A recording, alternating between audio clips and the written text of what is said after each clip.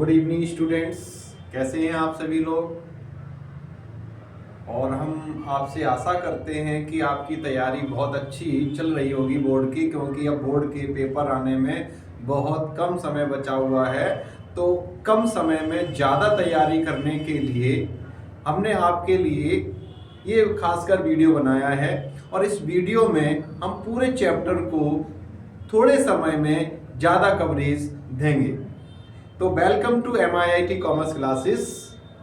आज की वीडियो में हम लोग नए साझेदार के प्रवेश के बारे में पढ़ेंगे कि नए साझेदार के प्रवेश का क्या अर्थ होता है, नए साझेदार के प्रवेश पर कौन कौन सी समायोजनाएं की जाती हैं, नए साझेदार के कौन कौन से अधिकार होते हैं, नए लाभ विभाजन अनुपात का क्या अर्थ है। इन सब चीज़ों के बारे में आज के वीडियो के माध्यम से हम लोग बात करेंगे, और आशा करते हैं कि आप लोगों को ये वीडियो बहुत अच्छी लगेगी, क्योंकि आपका सहयोग हमारा उद्देश्य है। और हम लोग आज बात करते हैं कि नए साझेदार के प्रवेश का क्या अर्थ होता है। देखिए, नए साझेदार का प्रवेश, अब देखो हम साझेदारी की बात करते हैं तो जब दो या दो से अधिक व्यक्ति मिलकर आपस में जब दो से अधिक व्यक्ति मिलकर आपसी समझौते के द्वारा किसी व्यापार को करने के लिए सहमत होते हैं तो उसे हम साझेदारी कहते हैं। अब जब साझेदारी हो जाती है तो साझेदारी व्यापार फर्म को बढ़ाना होता है, तो हमें किसी ऐसे व्यक्ति की जरूरत होती है जो योग्य हो, उस फर्म को और आगे बढ़ा सके या फर्म की पूंजी की आवश्यकता को पूरा कर सके। बहुत सारी बातों को लेकर हमें एक नए साझेदार की तलाश होती है। तो नए साझेदार तभी हम प्रवेश कर सकते हैं जब फर्म के अन्य सभी साझेदार सहमत हों। किसके लिए? कि नए साझेदार को प्रवेश दिया जाए। तो आइए हम चलते हैं कि नए साझेदार के प्रवेश का क्या अर्थ होता है। तो हम बात करेंगे नए साझेदार के प्रवेश का अर्थ जब सभी साझेदारों की सहमति से किसी व्यक्ति को साझेदार बनाया जाता है, तो ऐसे व्यक्ति को नए साझेदार का प्रवेश कहते हैं।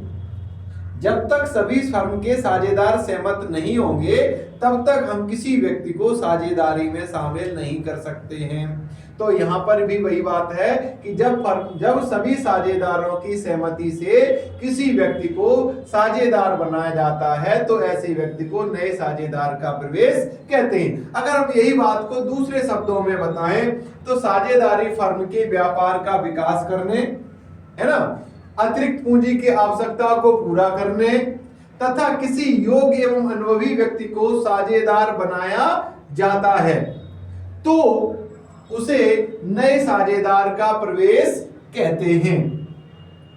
यानी कि दूसरे शब्दों में अगर हम बात करें, इसी बात को घुमा दें थोड़ा सा, साझेदारी फर्म के व्यापार का विकास करने, अतिरिक्त पूंजी की आवश्यकता को पूरा करने और किसी योग्य एवं अनुभवी व्यक्ति को साझेदार बनाया जाता है, तो उसे नए साझेदार का प्रवेश कहा जाता है।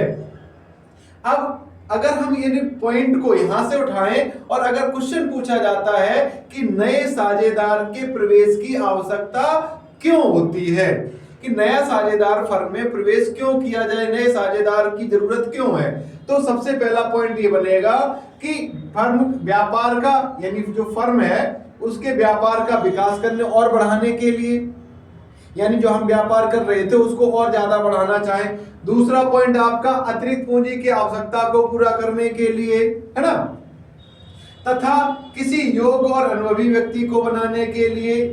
ठीक, ऐसे व्यक्ति को, और अब अनुभवी व्यक्ति होगा, उसको बहुत सालों का अनुभव होगा, तो फर्म को बहुत अच्छी तरीके से वो चला सकता है। तो ये कारण हो सकते हैं जिसके कारण हम एक नए व्यक्ति को साझेदारी में शामिल करते हैं। तो अब हम बात करते हैं कि नए साझेदार के कौन कौन से अधिकार होते हैं। जब वो फर्म में आता है तो उसके कौन कौन से अधिकार होते हैं। तो पहला पॉइंट है फर्म के लाभ हानि में हिस्सा प्राप्त करने का अधिकार। यानी जब कोई नया साझेदार फर्म में प्रवेश करता है तो उसे फर्म के लाभ और हानियों में हिस्सा प्राप्त करने का अधिकार होता है। दूसरा पॉइंट हम बात कर रहे हैं फर्म की संपत्तियों में हिस्सा प्राप्त करने का अधिकार, यानी कि फर्म के अन्य साझेदारों की भांति नए साझेदार को भी फर्म की संपत्तियों में हिस्सा प्राप्त करने का अधिकार होता है। दूसरा, खाता पुस्तकों की जांच करने का अधिकार, ठीक, यानी कि उसको जो फर्म की खाता पुस्तकें होती है, लेजर वगैरह होते हैं, उनकी जांच करने का पूरा अधिकार होता है। फिर फर्म के व्यवसाय से संबंधित निर्णय देने का अधिकार या लेने का अधिकार, यानी कि निर्णय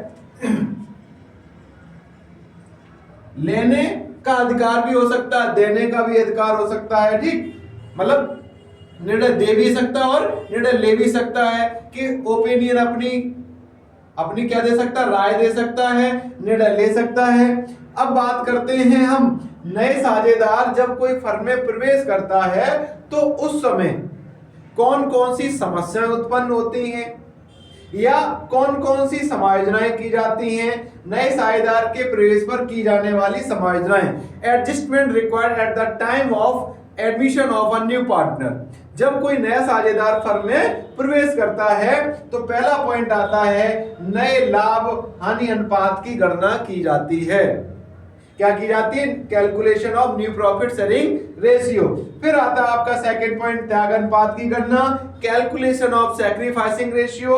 फिर आता है अवितरित संचय एवं लाभ हानि का बंटवारा। अनडिस्ट्रीब्यूटेड रिजर्व्स एंड प्रॉफिट को डिस्ट्रीब्यूट किया जाता है। संपत्ति एवं दायित्वों का पुनर्मूल्यांकन किया जाता है। ख्याति का लेखांकन किया जाता है। अब ख्याति क्या होती है? ख्याति एक अमूर्त संपत्ति होती है जो व्यापार के अच्छे नाम, प्रसिद्धि आदि से लगाई जाती है ताकि पुराने ग्राहक पुरानी जगह आते रहते हैं और नए ग्राहकों को भी अपनी ओर आकर्षित करते हैं, उसे हम ख्याति कहते हैं। दूसरे शब्दों में अगर हम बात करें तो ख्याति व्यापार की अधिक लाभ कमाने की क्षमता कहलाती है। ख्याति मतलब प्रसिद्धि होती है। तो जब कोई नया साझेदार फर्म में प्रवेश करता है तो वह अपने हिस्से की ख्याति लेके आता है। और ख्याति क्यों लाता है यह भी प्रश्न आ जाता है कभी कभी कि नए साझेदार के द्वारा ख्याति क्यों लाई जाती है। तो नए साझेदार को अन्य साझेदारों की भांति लाभ में हिस्सा प्राप्त करने के लिए जो धनराशि अतिरिक्त दी जाती है पूंजी के अलावा, उसे हम ख्याति कहते हैं, ताकि वह भी अन्य साझेदारों की भांति लाभ में हिस्सा प्राप्त कर सके। फिर आता है पूंजी का समायोजन। अब बात आती है यहाँ पर कि जब नया साझेदार फर्म में प्रवेश करेगा तो अन्य साझेदारों की जो पूंजी होगी वो नए साझेदार की पूंजी के आधार पर समायोजित की जाती है, या पुराने साझेदारों की पूंजी के समायोजन के आधार पर नए साझेदार पूंजी लेके आता है, या फिर उसका जो हिस्सा दिया होता है उसके अनुसार वो पूंजी लेके आता है। तो यहाँ पर पूंजी का समायोजन की, एडजस्टमेंट ऑफ कैपिटल। अब हम बात करते हैं पहला पॉइंट की, और जो ये समायोजनाएं हैं, एडजस्टमेंट हैं, यही इन्हीं के बेस पर हमारे पूरे चैप्टर में न्यूमेरिकल दिए हुए हैं। तो हम बात करते हैं नए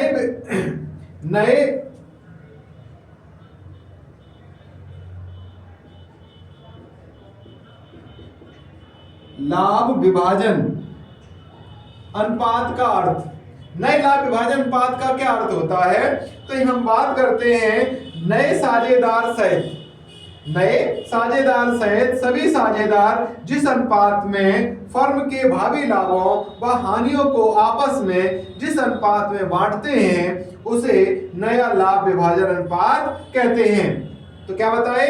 नए साझेदार सहित फर्म के अन्य साझेदार यानी फर्म के सभी साझेदार जिस अनुपात में फर्म के भावी लाभों और इन भविष्य में होने वाले लाभ और हानियों को आपस में जिस अनुपात में बांटते हैं उसे नया लाभ विभाजन अनुपात कहते हैं। तो ये चीजें हमने आज के वीडियो के माध्यम से पढ़ी हैं। तो क्या पढ़ा है? नए साझेदार के प्रवेश का अर्थ पढ़ा है, नए साझेदार के अधिकार कौन कौन से होते हैं, नए साझेदार के प्रवेश पर कौन कौन सी समायोजनाएं की जाती हैं। तो इन सब चीजों के बारे में आज हमने इस वीडियो के माध्यम से पढ़ा है।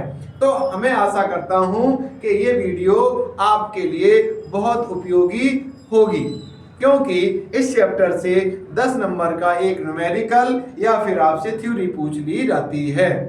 ठीक है, और 5 नंबर के भी क्वेश्चन यहाँ पर बनते हैं, 2 नंबर का भी क्वेश्चन यहाँ बनता है। ये 2 नंबर का क्वेश्चन बनता है कि नए साझेदार के कौन कौन से अधिकार होते हैं, आप 2 नंबर में लिख सकते हैं। आप 2 पॉइंट को भी एक्सप्लेन कर सकते हैं। फर्म के लाभ हानि में हिस्सा प्राप्त करने का अधिकार, यानी जब कोई नया साझेदार फर्म में प्रवेश करता है तो उसको फर्म के लाभ हानि में हिस्सा प्राप्त करने का अधिकार होता है, ऐसे लिख सकते हैं। और फर्म की संपत्तियों में हिस्सा प्राप्त करने का अधिकार, जब कोई नया साझेदार फर्म में प्रवेश करता है तो उसे फर्म की संपत्तियों में हिस्सा प्राप्त करने का अधिकार प्राप्त होता है। तो इस तरीके से हम एक्सप्लेन भी कर सकते हैं 2-2 नंबर में। और वीडियो को सब्सक्राइब करें, लाइक करें, कमेंट करके जरूर हमें बताएं कि हम अगली वीडियो आपके लिए किस टॉपिक पर बनाएं।